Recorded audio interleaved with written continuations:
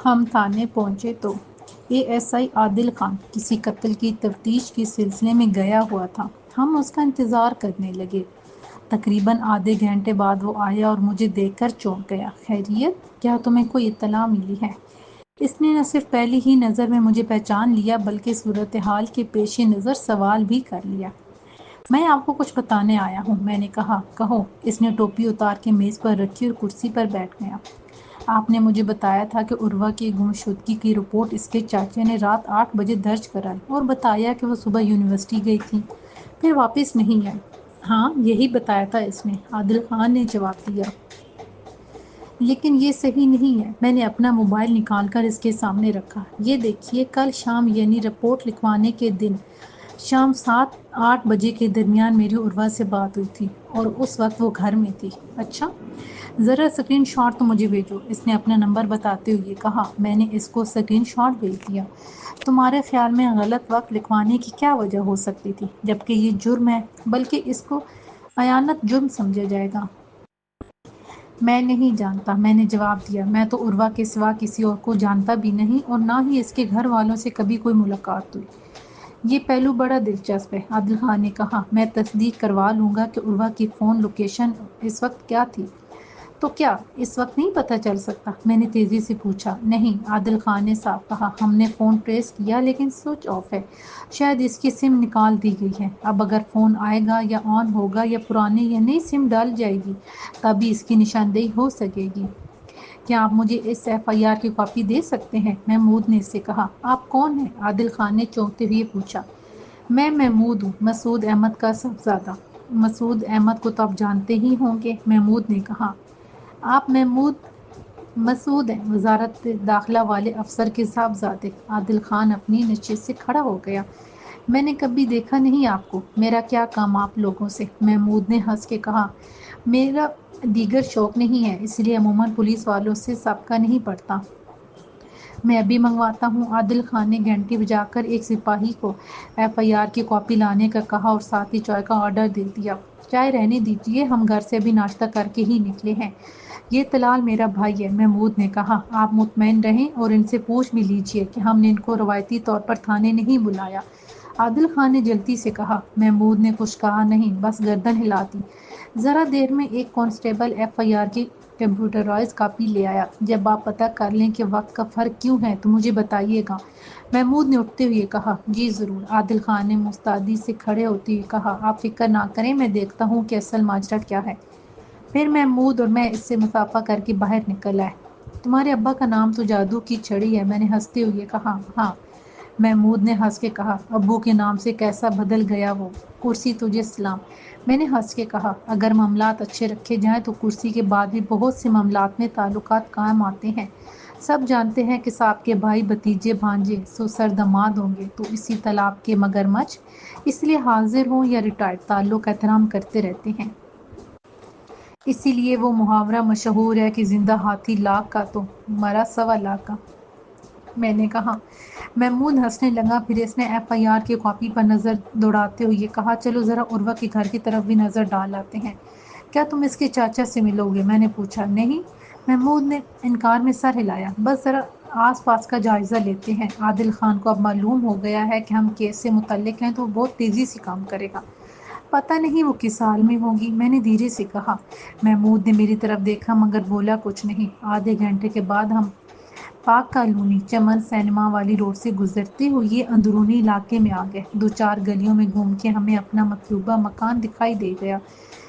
سفید رنگ کا آئینی گیٹ، 6 فٹ کی اونچی دیوار پر کانٹے دار گرل بنائی گئی تھی جو تقریباً 2 فٹ تک رہی ہوگی۔ اس طرح کسی کے اندر کود آنے کا سدباب کیا گیا تھا۔ یہ تقریباً 240 گز کا کارنر کا 2 منزلہ مکان تھا۔ اس کے 2 طرف سے اندرونی سڑک لگتی تھی۔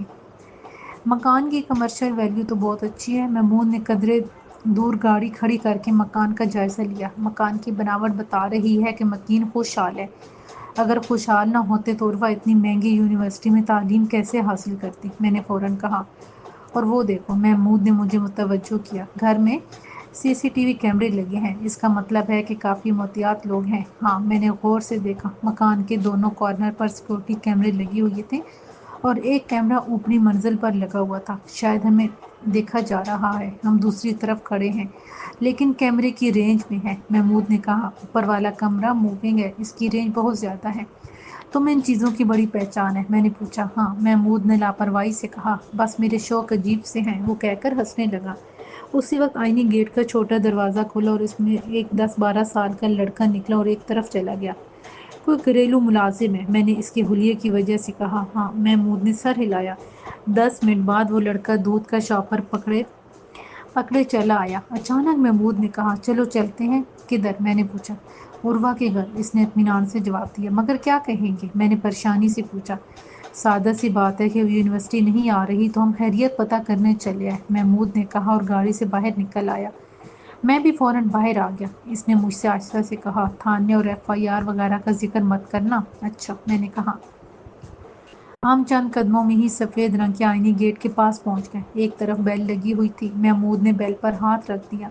ہمیں باہر تک بیل کی آواز سنائی دی۔ چند ہی منٹوں کے بعد دروازہ کھلا اور وہی 10-12 برس کا لڑکا باہر آیا۔ ہاں جی، اس نے ہمیں دیکھ کے پوچھا۔ ہمیں عروہ نے بلایا ہے، محمود نے جواب دیا۔ اچھا، اس نے کہا اور واپس مڑ گیا۔ ذرا دیر کے بعد وہ واپس آیا اور پوچھا، آپ کہاں سے آئے ہیں؟ یونیورسٹی سے، محمود نے نرمی سے جواب دیا، جہاں وہ پڑھنے جاتی ہے۔ اچھا، اس نے کہا اور پھر واپس مڑ گیا۔ ذرا دیر بعد اس نے آ کر پوچھا، کیوں بلایا ہے؟ انہیں بتاؤ کہ وہ سامان لے آئے ہیں جو انہوں نے منگوایا ہے، محمود نے کہا۔ اچھا۔ لڑکے نے سامان کے نام پر ہمارے ہاتھوں کی طرف دیکھا۔ شاید وہ سوچ رہا تھا کہ ہمارے ہاتھ تو خالی ہیں، پھر سامان کہاں ہے؟ تم کیا سوچ رہے ہو؟ ایسا کرو کہ انہیں دروازے پر بلا لو، میں نے اس مرتبہ محمود کے بولنے سے پہلے کہا۔ وہ نہیں آ سکتی، لڑکے نے کہا۔ کیوں؟ میں نے بتابی سے پوچھا۔ وہ کیوں نہیں آ سکتی؟ مجھے کیا پتا، لڑکے نے کندھے اچکاتے کہا۔ اچھا، تو ہمیں ان کے پاس لے چلو، میں نے کہا۔ کیوں؟ لڑکے نے مشکوک انداز میں پوچھا۔ ہم ان کو سامان دے کے واپس چلے جائیں گے، محمود نے کہا۔ کون سا سامان؟ لڑکے نے ہمارے خالی ہاتھوں کی طرف دیکھ کے دوبارہ پوچھا۔ تم پوچھ تو آؤ، میں نے کہا۔ اچھا، وہ اندر کی طرف مڑ گیا۔ میں آیا۔ میں نے محمود کو رکنے کا اشارہ کیا اور خود دبے پاؤں اس کے پیچھے پیچھے اندر داخل ہو گیا۔ اندر داخل ہوتے ہی ایک گیراج تھا۔ اس میں بھی آئینی گیٹ لگا ہوا تھا جس میں ایک 2 فٹ چوڑا دروازہ کھلا ہوا تھا۔ لڑکا بڑی لاپرواہی سے جا رہا تھا۔ میں اس کے پیچھے پیچھے چلتا رہا۔ ذرا سا آگے جا کر وہ ایک جالی دار دروازے میں داخل ہو گیا۔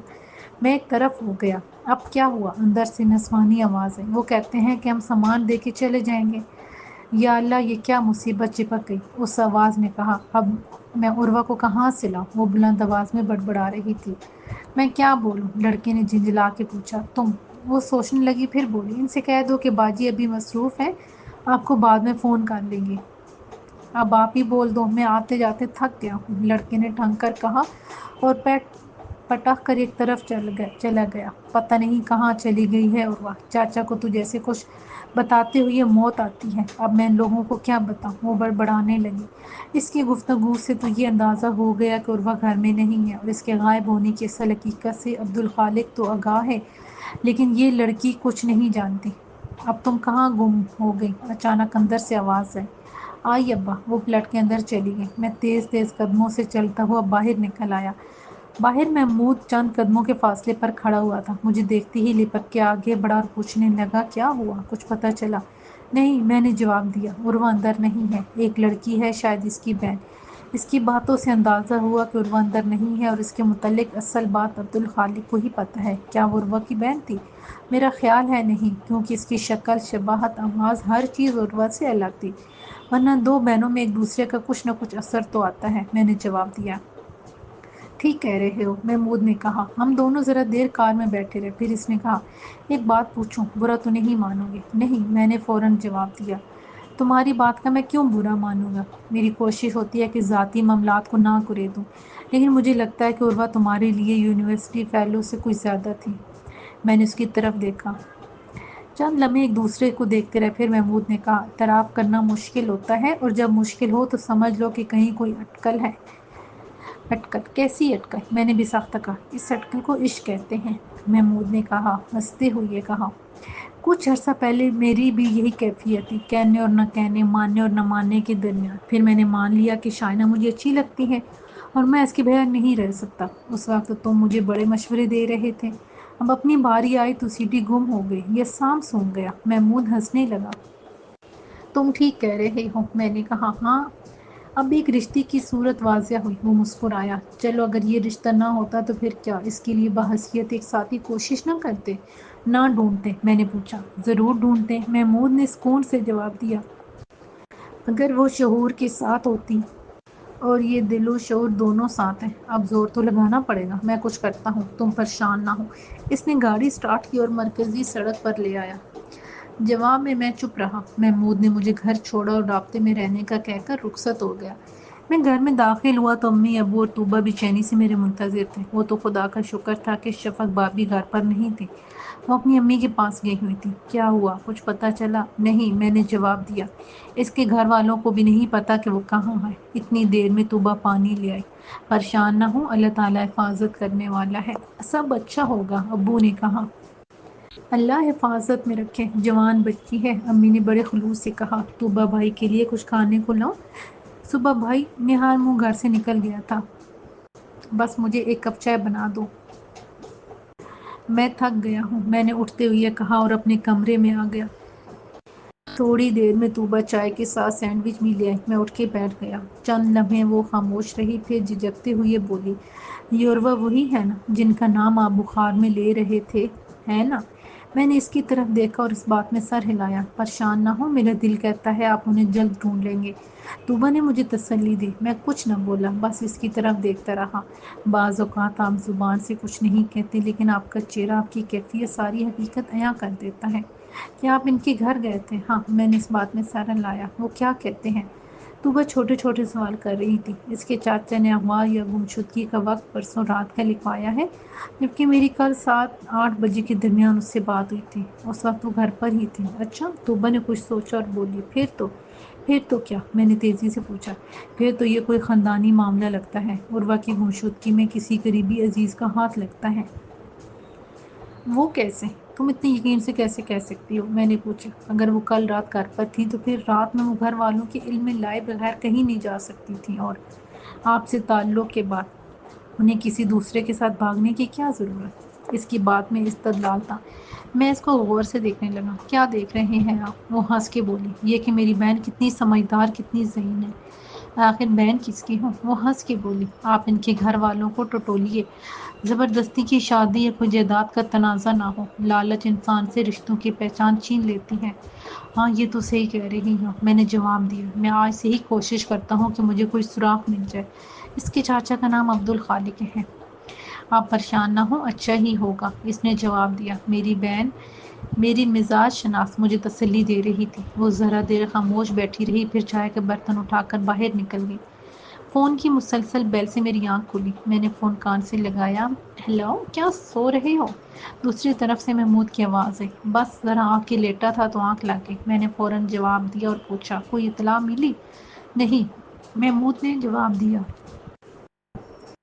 فی الحال تو کوئی اطلاع نہیں۔ میں نے عادل خان سے بھی پوچھا ہے، لیکن ابھی تک کوئی خاص بات سامنے نہیں آئی، اور نہ ہی عروہ کا فون ایکٹیو ہوا ہے۔ اچھا، میری آواز میں مایوسی در آئی۔ تم پریشان نہ ہو، میں نے 2-3 لوگوں سے بات کی ہے، اب کیس کی نگرانی پولیس کے ساتھ ساتھ دوسرے بھی دیکھ رہے ہیں، محمود نے تسلی آمیز لہجے میں کہا۔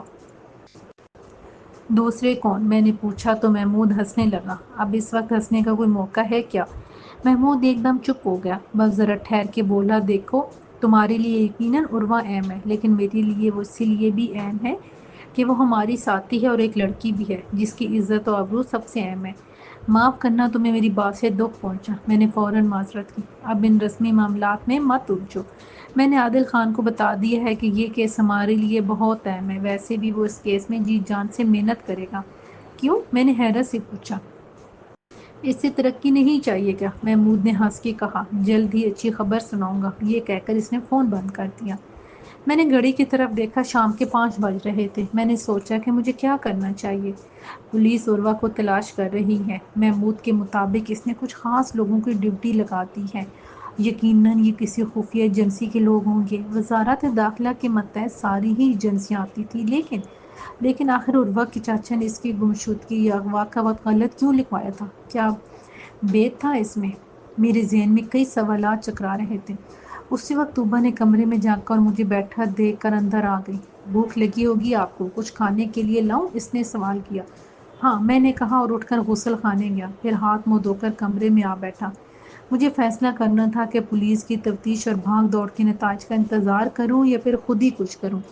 یوں ہاتھ پر ہاتھ دھرے تو بیٹھا نہیں جا سکتا تھا، کچھ نہ کچھ کرنا تھا۔ عروبہ کی بازیابی کے سلسلے میں پہلا قدم عبدالخالق کو ٹٹولنا تھا۔ آخر اس نے کیوں ایف آئی آر میں غلط وقت لکھوایا؟ اب تو عادل خان کو عبدالخالق کو بلا کے اس سے اچھی طرح پوچھ گچھ کرنی چاہیے تھی۔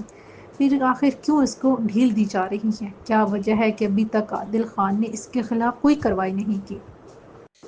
ایف آئی آر میں غلط بیانی کرنا بذات خود ایک جرم تھا۔ آخر کیوں وہ یہ سب برداشت کر رہا تھا؟ کیا مصلحت تھی اس تاخیر میں؟ میری سمجھ میں نہیں آ رہا تھا۔ میں اس سوچ میں غلطوں پہ جا تھا کہ طوبہ کھانا لے آئی۔ پہلے اچھی طرح کھانا کھائیے، پھر سوچو کہ سمندر میں غوطے لگائیے گا، اس نے خوش دلی سے کہا۔ گرما گرم چپاتی اور آپ کا پسندیدہ بادام والا قورمہ۔ اچھا، میں نے سر ہلایا اور کھانے کی طرف ہاتھ بڑھا لیا۔ دل برداشتہ نہیں ہوتے، طوبہ نے دھیرے سے کہا، بہت دکھ میں، پریشانی میں، خوشی میں یا پھر دل وحشت کے عالم میں ہمیں دوسروں کو نہیں چھوڑنا چاہیے۔ کیا پتہ وہ کس شدت سے انتظار کر رہے ہوں۔ بعض اوقات ہم کسی سے توقعات لگا لیتے ہیں تو پھر وہ چپ ہو گئی تو پھر کیا؟ میں نے نوالہ نگل کے پوچھا۔ تو پھر یہی کہ ہمیں ان کی توقعات پر پورا اترنا چاہیے۔ میں نے جواب دیا، تم ٹھیک کہہ رہی ہو۔ کیا آپ کے پاس ان کی کوئی تصویر ہے؟ طوبہ نے پوچھا۔ نہیں، میں نے صاف جواب دیا۔ واقعی؟ طوبہ کے لہجے میں سخت حیرت تھی۔ ہاں سچ مچ، میں نے اس کی حیرت کو بھانپتے ہوئے کہا، یقین کرو کبھی تصویر لینے کی نوبت ہی نہیں آئی، اور سچ تو یہ ہے کہ ہماری تو زیادہ باتیں بھی نہیں ہوتی تھیں، بلکہ شاید ٹوٹل سیشن کی باتیں بھی شمار کریں تو اس گفتگو کا دورانیہ آدھے پونے گھنٹے سے زیادہ نہیں ہوگا۔ ایک مرتبہ کوئی 8-10 منٹ کی ملاقات، پھر تقریباً آدھے پونے گھنٹے کی بات چیت، اور باقی صرف رسمی سلام اور دعا اور بس۔ عجیب بات ہے، طوبہ نے بھی یقینی سے کہا اور ہنسنے لگی۔ اب اس میں مذاق اڑانے کی کیا بات ہے؟ میں نے پوچھا۔ آپ سے کچھ بھی بعید نہیں، طوبہ نے کہا، آپ سچ مچ بڑے عجیب ہیں۔ اچھا، اب جیسا ہوں بس ہوں تو ہوں، میں نے کہا۔ چائے پئیں گے یا کافی؟ اس نے پوچھا۔ اگر کافی پلا دو گی تو اچھا ہوگا، مگر ذرا تیز، میں نے جواب دیا۔ طوبہ کی باتوں سے وقتی طور پر ذہنی کشیدگی میں کچھ کمی تو واقع ہوئی تھی، لیکن پھر وہی خیالات چکرانے لگے۔ اچانک مجھے نجم کا خیال آیا۔ میں نے فون بک میں اس کا نمبر ڈھونڈا۔ خدا کا شکر تھا کہ فون بدلنے کے باوجود اس کا نمبر محفوظ رہا تھا۔ میں نے فوراً ہی اس کا نمبر پش کیا۔ ذرا دیر بعد اس نے فون ریسیو کر لیا۔ کون ہے جی؟ اس کی آواز مخصوص انداز میں سنائی دی۔ میں ہوں طلال، میں نے بتایا۔ میں قربان، میں صدقے، ہائے میری جان، میں نے مہینوں بعد کیسے یاد آئی سرکار کو ہماری؟ یاد تو آ گئی نا، میں نے کہا۔ کہاں ہو؟ مجھے تم سے فوراً ملنا ہے۔ میں واری، میں صدقے، آ جاؤ۔ اس نے فوراً کہا۔ کہاں ہو آج کل؟ ہم کہیں بھی ہوں چلے آئیں گے، شام ہو جائے تو گھبرانا نہیں، اس نے اپنے روایتی انداز میں کہا۔ ادھر ہی کباب پراٹھے والے کے پیچھے 3 ہٹی پر، اس نے کہا اور فون بند کر دیا۔ جتنی دیر میں نے کھانا ختم کیا، اتنی دیر میں طوبہ کافی لے آئی اور مجھے مگ پکڑاتی ہوئی بولی، میں ذرا امی کے ساتھ جا رہی ہوں، ہم بھابھی کی طرف جائیں گے، جلال بھائی ہم کو واپس لے آئیں گے۔ اچھا ٹھیک ہے، میں نے کہا اور کافی کا مگ اٹھا کر دھیرے دھیرے چسکیاں لینے لگا۔ ذرا دیر بعد امی نے کمرے میں جھانکا اور مجھے خدا حافظ کہہ کر چلی گئی۔ 2-3 منٹ بعد ہی بیرونی دروازہ بند ہونے کی آواز آئی۔ کتنی عجیب بات تھی کہ اس دوران مجھے کوئی خواب نہیں دکھائی دیا تھا اور نہ ہی پتھر میں کوئی غیر معمولی بات محسوس ہوئی تھی۔ کہیں یہ سب میرا وہم تو نہیں تھا؟ لیکن پھر عروہ کو بھی اسی قسم کا خواب کیوں دکھائی دیتا؟ اور تازہ ناقابل تردید حقیقت یہ تھی کہ وہ گم شدہ تھی یا اغوا۔ اتنی بڑی لڑکی جو تعلیم یافتہ ہے، شہر کے راستوں سے واقف ہے، نہ تو کوئی اس کو بچوں کی طرح بہلا پھسلا کے لے جا سکتا ہے اور نہ ہی وہ راستہ بھٹک سکتی ہے، تو پھر اس کا سیدھا سادہ معاملہ یہی تھا کہ اس کو اغوا کیا گیا ہے اور اس کی واپسی کے لیے، اس کو ڈھونڈنے کے لیے میں ہاتھ پر ہاتھ رکھے نہیں بیٹھ سکتا تھا۔ اس لیے میں نے نجم کو فون کیا تھا۔ نجم سے میری دوستی ایک سگنل پر ہوئی تھی۔ وہ تالیاں بجا بجا کر ہر کسی کو دعائیں دے دے کر مانگ رہا تھا۔ وہ بہت خوبصورت تھا، میں نے اکثر اسی مخصوص سگنل پر دیکھا تھا۔ ان دنوں میں نے نیا کالج جوائن کیا تھا۔ میٹرک میں اعلیٰ گریڈ سے پاس ہونے پر ابو نے مجھے موٹر سائیکل انعام میں دی تھی، تو میں نے اسی پر کالج آنا جانا شروع کر دیا تھا۔ ایک دن کالج سے واپسی پر میں نے دیکھا کہ وہ فٹ پاتھ پر بیٹھا ہوا تھا اور اس کا پیر بری طرح زخمی تھا۔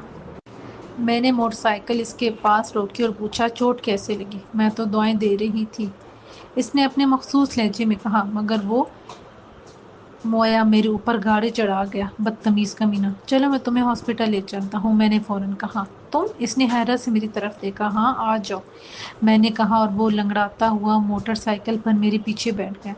میں نے اس کی مرہم پٹی کروائی، ڈینٹس کا انجیکشن لگوایا۔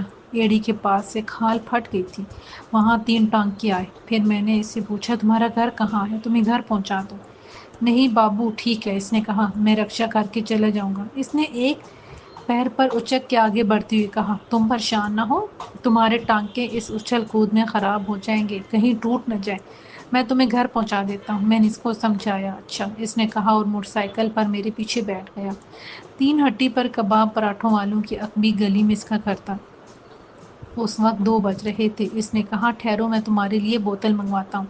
نہیں، پھر کبھی صحیح، میں نے کہا۔ اچھا، تمہارا بہت شکریہ، تم بہت اچھے لڑکی ہو۔ اس میں شکریہ کی کیا بات؟ میں نے کہا، تمہیں چوٹ لگی تھی، میں تمہیں روز ہی سگنل پر دیکھتا تھا، اس لیے گھر پہنچا دیا۔ یہ کون سا بڑا کارنامہ ہے جو تم شکریہ پر شکریہ ادا کیے جا رہے ہو؟ وہ ہنسنے لگا۔ میں اس کو خدا حافظ کہہ کے گھر چل آیا۔ پھر چند روز بعد وہ دوبارہ سگنل پر دکھائی دینے لگا، مجھے دیکھتا تو ہنستا اور دعائیں دیتا۔ ایک دن مجھ سے کہنے لگا، مجھے 3 ہٹی پہنچا دو، میں تمہارے ساتھ باتیں کرنا چاہتا ہوں، اس نے کہا، اور ساتھ ہی اپنا نام بھی بتایا۔ اچھا، میں نے تعجب سے پوچھا، کیا باتیں کرنا چاہتے ہو؟ پہلے تو تمہیں کباب پراٹھا کھلاؤں گا۔ وہ ہنسنے لگا۔ 2 بج رہے ہیں، بھوک تو لگ رہی ہوگی؟ بھوک تو لگ رہی ہے، مگر میں نے جواب دیا، کھانا نہیں کھاؤں گا۔ اچھا، تو کیا تم مجھے ان خواجہ سراؤں کی طرح سمجھتے ہو جو طرح طرح سے بدنام ہے؟ ان کی آواز عجیب سی ہو گئی۔ ہم بھی سنتے ہیں، پھر کیا کریں؟ مرشد کا حکم ہے۔ مرشد کا حکم؟ میں چونکا، یہ کیا بات ہے؟ بس قسمت ہے۔ نجم اچانک ہنسنے لگا۔ اتنی دیر میں باتیں کرتے کرتے 3 ہٹی آ گیا۔ نجم نے ہوٹل کی طرف اشارہ کرتے ہوئے کہا، تم یہاں بیٹھو، میں 5 منٹ میں آیا۔ میں نے اس بات میں سر ہلایا۔ وہ تیزی سے پچھلی گلی کی طرف بڑھ گیا۔ میں موٹر سائیکل لاک کر کے ہوٹل میں جا بیٹھا۔ شام کے چٹ پٹی خبروں سے بھرا ہوا اخبار میز پر پڑا ہوا تھا۔ میں نے سرخیوں پر نظر ڈالی۔ میئر نے یہ کہا، اس نے وہ کہا، آج شہر میں لوٹ مار کی وارداتوں نے ریکارڈ توڑ دیا، شہر ہنڈوں کی سرپرستی میں ہے، جرائم پیشہ لوگوں سے آئینی ہاتھوں سے نمٹا جائے گا، وزیر اعلیٰ کہہ رہا تھا۔ میں نے اکتا کے اخبار ایک طرف ڈال دیا۔ روزانہ ایک جیسی خبریں، کہیں کچھ بدلنے والا نہیں، میں نے سوچا۔ بلا وجہ یہ لوگ روزانہ اخبار چھاپتے ہیں، بس ایک اطلاع دے دیا کریں کہ کچھ بھی نہیں بدلا، سب ویسے کا ویسا ہے۔ میں نے دل میں کون ہنس پڑا، اکیلے اکیلے کیوں ہنسا جا رہا ہے؟ ہمیں بھی تو پتہ چلے۔ اس جملے نے مجھے سر اٹھا کے دیکھنے پر مجبور کر دیا۔ میں نے دیکھا، سامنے نجم کھڑا تھا۔ نہیں، نجم کھڑی تھی۔ نہیں، یہ تو کوئی اور تھا۔ نہ زرق برق لباس، نہ لپسٹک، نہ سرخی، نہ غازہ، صاف ستھرا نکھرا ہوا چہرہ، بھرے بھرے ہونٹوں پر دلکش مسکراہٹ، اور نیلی شرٹ اور سفید جینز میں یہ کوئی اور تھا۔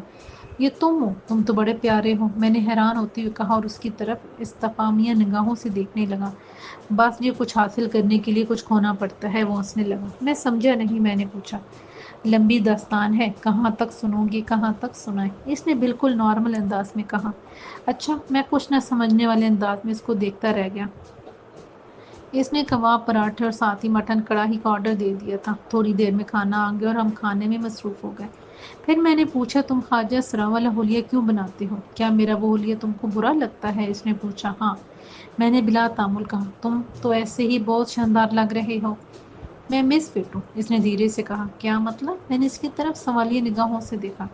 جانتے ہو میں کس کا بیٹا ہوں؟ اس نے الٹا مجھ سے سوال کیا۔ نہیں، میں نے جواب دیا۔ تم بتاؤ۔ میرے باپ کا نام وہ ہے جس کے ذرا سے اشارے پر اسٹاک مارکیٹ ادھر ادھر ہو جائے۔ اس نے اپنے والد کا نام بتایا۔ وہ؟ میں نے حیرت سے کہا۔ اس نام سے شہر کا بچہ بچہ واقف تھا، کئی فیکٹریاں، ادارے، کپڑوں کا مشہور برانڈ، کیا کیا نہیں تھا اس کے نام سے وابستہ، لیکن اس طرح کیوں؟ یار میں تھوڑا عجیب سا ہوں، وہ ہنسنے لگا۔ ابا کو، میرے بھائیوں کو میرے خیالات پسند نہیں، اس لیے مجھے کہاں تک برداشت کرتے۔ کس قسم کے خیالات تھے تمہارے؟ میں نے مشکوک نگاہوں سے اسے دیکھا۔ تم نے سدھارتھ کا نام سنا ہے؟ اس نے سوال کیا۔ نہیں، میں نے نہیں سنا، میں نے کہا۔ ان کا دوسرا نام بہت مشہور ہے، وہ بتاؤں گا تو جان لو گے، اس نے ہنس کے کہا، گوتم بدھ۔ تو یوں کہو نا، میں نے فوراً کہا، ان کو کون نہیں جانتا، لیکن تمہارے خیالات کی بات ہو رہی ہے۔ ایک دن انہوں نے دیکھا کہ ایک میت جا رہی ہے، اس کے پیچھے پیچھے لوگ دوڑتے ہوئے چل رہے ہیں۔ پھر انہوں نے دیکھا کہ لاش کو جلایا جا رہا ہے۔ تم نے کبھی لاش جلتی ہوئی دیکھی ہے؟ اس نے مجھ سے پوچھا اور پھر خود ہی بولا، نہیں دیکھی ہوگی۔ جب لاش جلتی ہے پھر گوشت سکڑتا ہے، ہڈیاں چٹکتی ہیں، لوہے کے سریے سے ان کو آگے پیچھے کیا جاتا ہے، کھوپڑی توڑی جاتی ہے، یہ سب دیکھنا کتنا مشکل کام ہے۔ اور پھر جس کو آپ نے ساری زندگی پیار کیا ہو، آپ کا بیٹا، بھائی، ماں، بیوی، بیٹی، جن ہونٹوں کو، جن باہوں کو، جن ہاتھوں کو آپ نے پیار کیا ہو، بوسہ دیا ہو، جن کے گلے میں باہیں ڈال کے جوان ہوئی ہوں، ان کو اپنے ہاتھوں سے نظر آتش کرنا آسان نہیں۔ دل گردے کا کام ہے۔ کیسی کیسی چیخیں نکلتی ہیں، آنسو بہہ بہہ کے خشک ہو جاتے ہیں اور آپ بوجھل قدموں سے واپس آ جاتے ہیں۔ شہزادے سدھارتھ نے یہ سب دیکھا اور میت لانے والوں کے پیچھے پیچھے چل پڑے۔ کچھ لوگ تھوڑی دور جا کے الگ ہو گئے، کچھ گھر پہنچ کے تتر بتر ہو گئے، کچھ گھر میں ٹھہر گئے اور کچھ لوگ کڑوا کھانا کھانے لگے۔ وہ بولتے بولتے ٹھہرا تو میں نے فوراً پوچھا، کڑوا کھانا؟ کڑوا کھانا کیسا ہوتا ہے؟ میت کے گھر کے کھانے کو اکثر لوگ کڑوا کھانا بولتے ہیں، نجم نے وضاحت کی۔ اس کا نجم کی گفتگو کا انداز ایسا تھا کہ مجھے اس کی باتوں میں بہت دلچسپی ہونے لگی۔ سدھارتھ نے یہ سب دیکھا تو اس کو بہت عجیب لگا۔ ذرا دیر میں لوگ اپنا غم بھول گئے، روز بھول گئے، رونا بھول گئے اور دنیا میں لگ گئے۔ پھر انہوں نے دیکھا کہ کس طرح ایک سانپ نے زندہ خرگوش کو نگل لیا، کس طرح اس کے راجہ باپ لمحہ بھر میں کسی منظور نظر کو مقتول بنا رہے تھے۔ پرجا کا جو کچھ تھا وہ راجہ کا تھا۔ کوئی امن نہیں تھا، ملکیت نہیں تھی، سکون نہیں تھا۔ سونے چاندی کے برتن، ریشم کی بستر، ہر طرح کا عیش و آرام اور پھر بیوی کا سکھ، اولاد کی محبت۔ انہوں نے سوچا کہ سب چلا جائے گا، میں بھی چلا جاؤں گا، میری بیوی، میرا بچہ چلا جائے گا، میں ان کو آگ لگا دوں گا، وہ مجھے آگ دیں گے، مگر اس سے کیا حاصل ہوگا؟ ان کا دل اچاک ہو گیا۔ پھر ایک دن سوتی ہوئی بیوی اور بچے پر ایک نگاہ ڈالی، سارے آسائش وسائل کی فراوانی اور سیل پسندی کو چھوڑا اور نکل گئے سکون کی آرزو میں، نروان کی تلاش میں۔ نجم بولتا تھا تو لگتا تھا جیسے بولتے جاؤ، سنتے جاؤ، پھر وہ جب چپ ہو کر ہڈی میں سے گودا کھینچنے لگا